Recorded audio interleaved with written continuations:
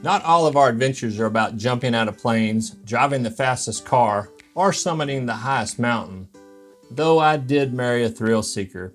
Some of our adventures are about learning and taking care of this earth. In this episode, we'll meet eco-enthusiast Alex and Serena. They are the owners of Sasquatch and Siren Adventure Tours. Alicia and I will join them on one of the most pristine rivers in the country, where we'll see alligators, manatees, and monkeys. Then we'll join up with Beaches Go Green, an organization based out of Jacksonville, Florida, who are educating people of all ages on the importance of keeping our ocean and beaches clean from plastics and other harmful waste. Then we'll jump aboard the Litter Getter with Captain Adam and the Mantanza River Keeper, Jen Lombard, to roll up our sleeves and get a little dirty picking up trash along the Mantanza River. So grab your backpack, sunscreen, flip-flops, and your journal. Jump on board with us. We're headed to the Sunshine State. Here we go. We are Lee and Alicia Ducote. I'm an author and novelist who likes to write romance and adventure. And I am an outdoor adventurist who likes to drag Lee along with me. Together, we travel all over the country and search for those off-the-beaten-path adventures that don't cost a fortune, with the hopes to inspire others to get out and find their own adventure. So gear up, grab your backpack, and come go with us as we search for that next crazy adventure. And maybe find a little romance along the way.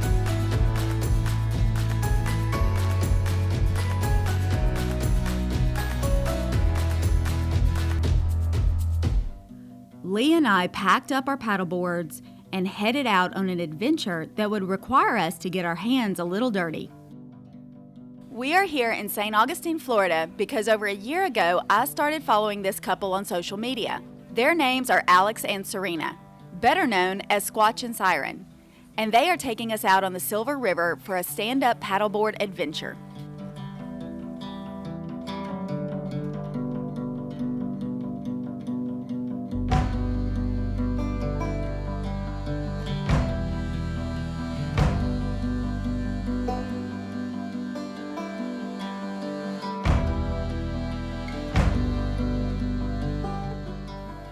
The Silver River is just outside of Ocala, Florida, and runs 6 miles before dumping into the Ocklawaha.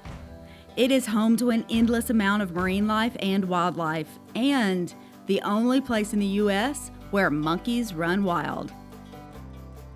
You can plan and plan an adventure, but Mother Nature is always going to throw you a curveball. So, we're going to do what we're going to do, and have fun doing it. Maybe we'll see some things along the way.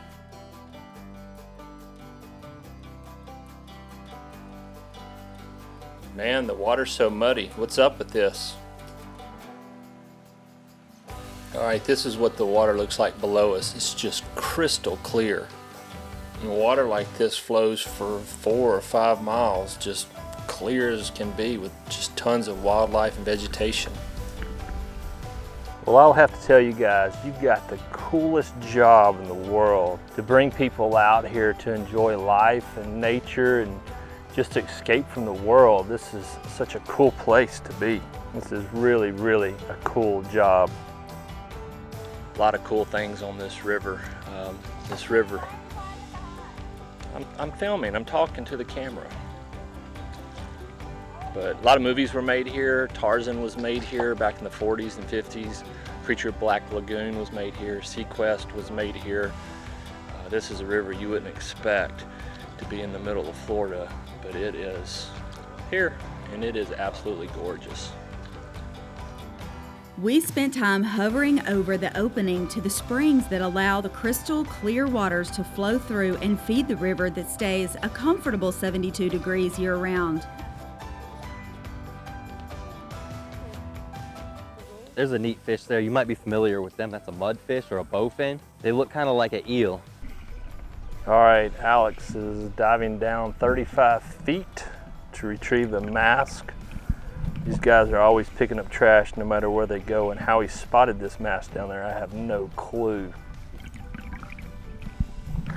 Here he comes. Yep, he's got it. Hey, back up a little bit, Dylan. Last thing I need is the snake jump in the boat with y'all. Well, Elias said we're going for it. Don't fall out of that boat, then. This river is loaded with unique wildlife, both domestic and imported. I don't know about you sometimes. All right, so far we've been on this river and we haven't seen any monkeys yet, but they're here. We haven't seen any alligators. We know they're here. And haven't seen any manatees, but we know they're here. So we're gonna catch them here pretty quick. And just as Lee claimed to not see anything, a nice 8-foot gator swam 5 feet from my board heading upriver. Man, this is a beautiful place you have here. You get to bring people here. This is really incredible, but tell us a little bit more about the adventure tours you offer, that you guys offer, I wanna say. Well, we typically launch out of Palm Valley and Ponte Vedra. It's a little bit different than this, more intercoastal based. The water's a little different. We'll see similar creatures though, a lot of alligators. During the summertime, we see manatees. How long do you normally take people? Oh, Or you got like half-day trips, full-day trips? it's usually about a 2-hour trip. It's about a 2-hour trip. Is it kind of the loop You know how that we those made? 2-hour trips go. Gilligan's Island. Yeah, for here There's we one in usually every just do a crowd. loop. If we get some adventurous people that want to go out for a full day, we'll do the whole river with them. Oh my goodness.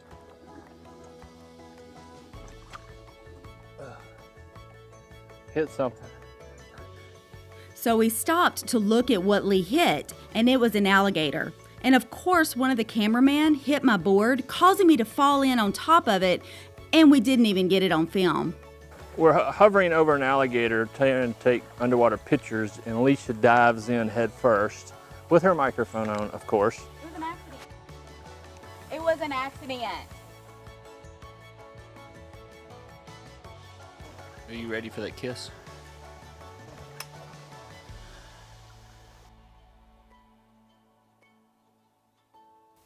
We finally found the colony of monkeys that live here in the park. In the early 40s, while shooting Tarzan, several of the monkeys escaped, starting the population here on the Silver River. Of course, these are true wild animals, so you can't get too close. Toward the end of our day, we came across 2 college kids that had capsized one of their kayaks and was afraid an alligator was going to get them. Lee and Alex drained their kayak while Serena and I recovered their items off of the river bottom. After a great laugh, they were on their way. Yeah. Make sure you know he's the one that fell in. I fell. All right, so we're wrapping this up, and it's been a good tour out here.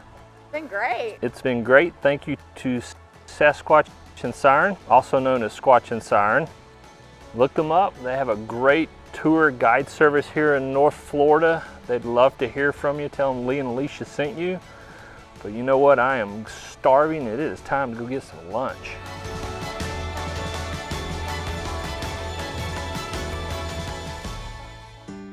We loaded up our boards and headed to Jacksonville Beach to meet with an organization that has devoted themselves to educating the public about the growing epidemic of pollution in our oceans. We found the coolest people. They are helping our environment and educating people along the way. Alex and Serena introduced us to Anne-Marie and Taryn. They are with Beaches Go Green. Van, tell us about it.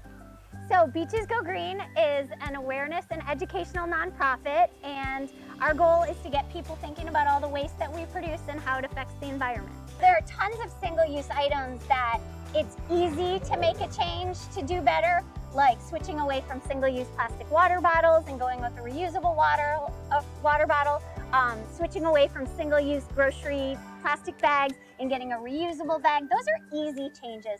Again, there's the straw thing. Not everybody needs a straw. There are alternatives to plastic straws. Yes. So there are lots of ways that we can make a big impact. People want to know what they can do besides changing their habits. I think that it's really important that people engage in their community and support grassroots organizations that are trying to make a change. How many of us love to walk down the beaches? Whether it's sunrise, sunset, during the day, checking out the hard bodies on the beach, enjoying the beautiful sunshine, I know I'm gonna be looking down, collecting more trash as I walk down the beach from now on. Polystyrene, commonly known as styrofoam, is actually plastic puffed with air. It's very difficult to recycle, and that's why environmental people like me, hate it so much. It breaks up into these tiny, tiny little pieces that are nearly impossible to clean up when they break down on the beach. There's really not a market for recycling polystyrene or styrofoam, and that's why we're encouraging every business possible to switch away to a more recyclable material or a more sustainable material. I love turtles. I'm so fascinated by them. So this is right at my alley to be able to see all these turtle nests and to know that what we are doing is making a difference. So picking up trash might not be the most romantic thing to do with your spouse, and it might not be the most adventurous thing to do, but we need to be good stewards of our earth, and we need to be great stewards of our ocean. Because our planet is 80% water. 90% of that, or even greater, is the ocean. It's really sad to think that things could change so drastically that by 2050 there could be more plastic in the ocean than fish, which means that you can't go fishing, you can't go out and enjoy certain types of seafood, you can't just enjoy the planet as we are today.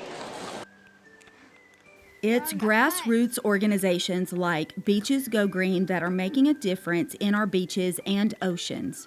Lee and I want to encourage you to start recycling and do your part in helping keep our earth clean. We loaded up and headed south to the Matanza River to meet up with Jim Lumbark. All right, here we go. We're fixing to jump on a boat called the Litter Getter with the Matanza River Keeper, Jim Lumbark, and Captain Adam.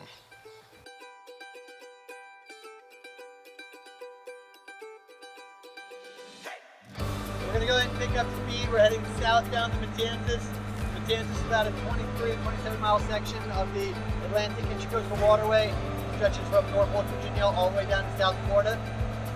So we're going to head down towards the south end of the Matanzas River.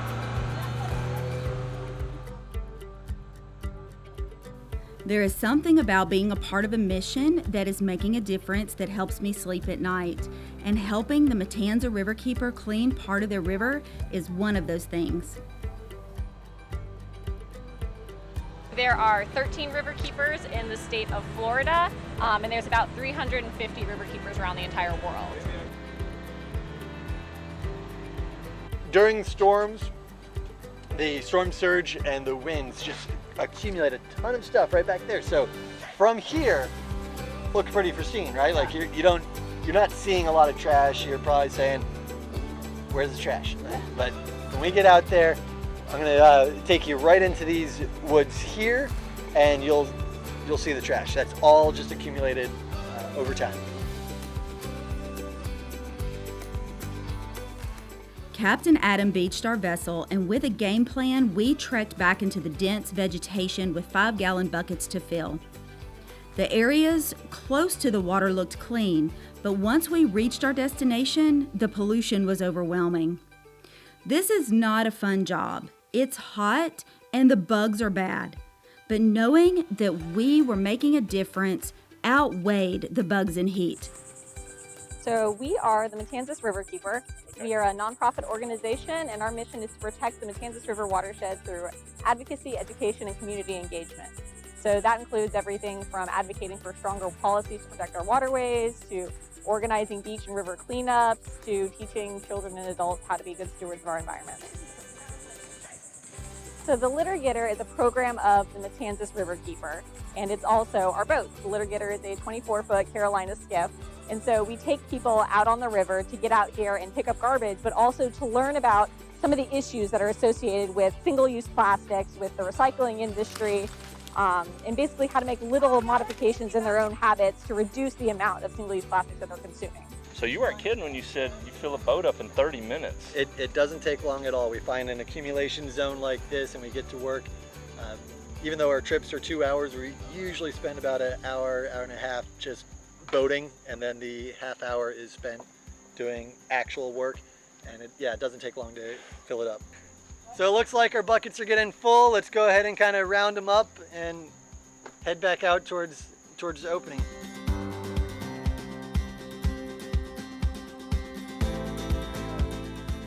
With over 20 5-gallon buckets overflowing with trash, we headed back to the litter getter.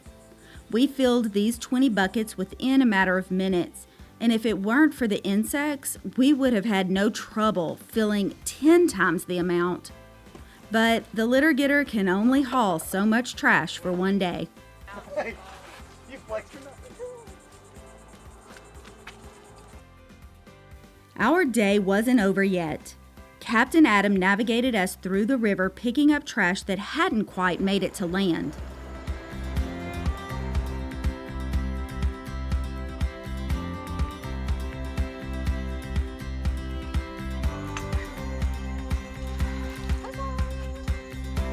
That's real fishing right there.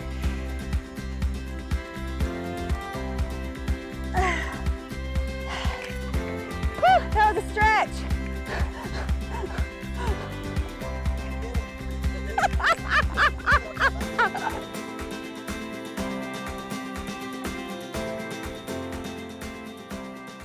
What have you been doing back in the boat? Trying to fix the drone. He's filming. I was trying to be funny. That was funny. I'm trying to fix a damn drone. That's funny. Oh, you don't miss. No pressure. I'm handing it to them. Wait. Try that again. Got it. Where's the equality in that? Oh my God. That's all right. I can work mine better. Oh, that was probably not. Yeah. Cut that out. Cut that out.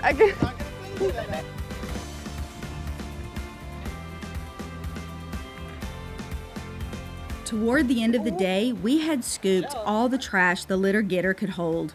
And we tried to head out, but we spotted a conglomerate of trash tangled in the mangroves.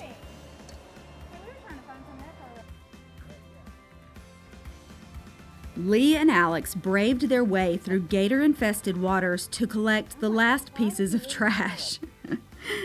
Lee's the writer for A&R. I didn't see any gators, but man, I love him. The whole ocean remains one of the most expansive, mysterious, and diverse places on Earth. Unfortunately, it is being threatened by people and from natural causes. Marine life is dying, and as a result, the whole oceanic ecosystem is threatened simply by various sources of pollution. If we are to preserve the ocean and its natural beauty, drastic measures have to be taken to combat this pollution to keep what we hold most dear. Plastic is the most common element that is found in the ocean. Its debris can absorb toxic chemicals from ocean pollution, therefore poisoning whatever eats it. Plastic does not disintegrate. Instead, it breaks down into progressively smaller pieces, but never disappears. It poses a significant health threat to various sea creatures and to the entire marine ecosystem. Lee and I now have a deeper appreciation for the organizations striving to preserve our oceans and protect our future. And of course, we can't say enough loving words about Alex and Serena, who have dedicated their lives to show people an adventurous world and teaching them how to take care of it. If you are ever in northern Florida, look up Squatch and Siren and tell them Lee and Alicia sent you. It is episodes like this that inspire me to seek action preserving our Earth. If we all did our part in recycling, picking up trash, and spreading the word, we might buy a little time for our great-grandkids to enjoy what we have. Support your local grassroots organizations by volunteering or giving monetarily. Without their efforts, there will be no tomorrow. Lee and I love to share ideas of adventures for you to get out and enjoy the outdoors. But if during your adventures you encounter pollution, please stop and do your part. Thanks for not only watching A&R, but being part of our family. Now get outside and find your adventure.